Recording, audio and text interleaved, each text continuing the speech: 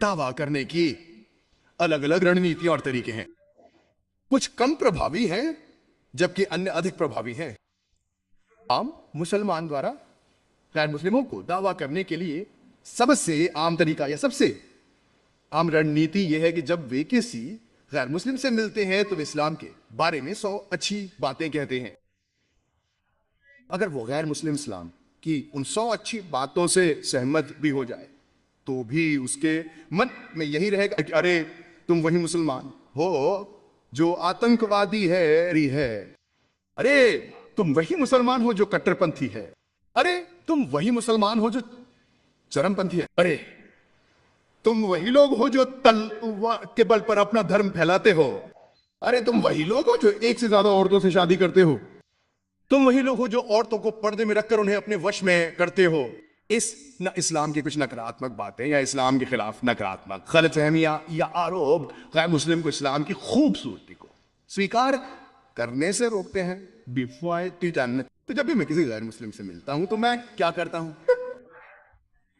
मैं उसे सीधे पूछता हूं कि तुम्हें इस्लाम में क्या गलत लगता है। तो तुम्हारे सीमित ज्ञान के हिसाब से चाहे सही हो या गलत, तुम्हें इस्लाम में क्या गलत लगता है और मैं उसे सहज बनाता हूं कि तुम इस्लाम की आलोचना कर सकते हो, इस्लाम पर हमला कर सकते हो। मैं जवान हूं, मैं सह सकता हूं, मेरी सफेद दाढ़ी पर मत जाओ, मैं सह सकता हूं। मैं उसे सहज बनाता हूं कि तुम इस्लाम की आलोचना कर सकते हो, तुम इस्लाम पर हमला कर। इस्लाम पर हमला करने के बाद जब मैं उसे सहज कर देता हूं तो वो इस्लाम के बारे में 3-4 सवाल पूछता है और उसके ये 3-4 सवाल हमेशा गैर मुस्लिमों द्वारा पूछे जाने वाले 20 सबसे आम सवालों में से होते हैं।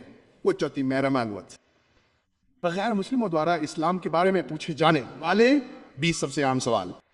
मैं 30 साल से भी ज्यादा समय से दावा के क्षेत्र में हूं और मैंने महसूस किया है कि जब भी मैं दुनिया के अलग अलग हिस्सों में जाता हूं तो ये 20 आम सवाल एक जैसे ही होते हैं।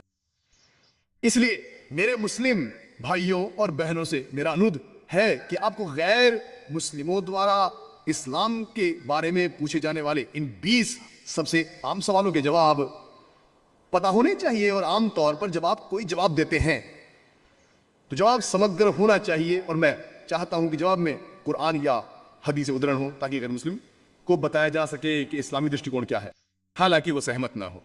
हम गैर मुस्लिमों के धर्म ग्रंथों को उद्धृत कर सकते हैं, चाहे बाइबल हो, वेद हो, उपनिषद हो, भगवत गीता हो, ताकि हम उनके धर्म ग्रंथों से इस्लामी दृष्टिकोण को साबित कर सकें। जवाब में तर्क और तार्किकता होनी चाहिए, जवाब में कुछ ऐसा होना चाहिए जो वैज्ञानिक प्रमाण, ताकि उत्तर समग्र हो। और मुस्लिमों द्वारा इस्लाम के बारे में पूछे जाने वाले 20 सबसे सामान्य प्रश्नों के उत्तर याद रखना 200 असामान्य प्रश्नों को याद रखने से कहीं बेहतर है।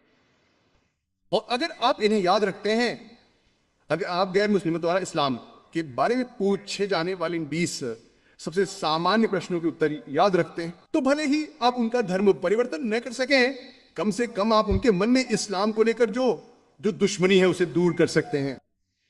आप गैर मुस्लिमों के मन में इस्लाम को लेकर जो गलत फहमियां हैं उन्हें दूर कर सकते हैं। और मैंने इस विषय पर एक किताब लिखी है, ये इंटरनेट पर उपलब्ध है। अगर आप गूगल करते हैं dr.zakin.com या zakin.com, आप वेबसाइट पर जा सकते हैं, वहां कई किताबें उपलब्ध हैं जिनका शीर्षक है गैर मुस्लिमों द्वारा पूछे जाने वाले 20 सबसे सामान्य प्रश्नों के उत्तर गैर मुस्लिमों के मन में।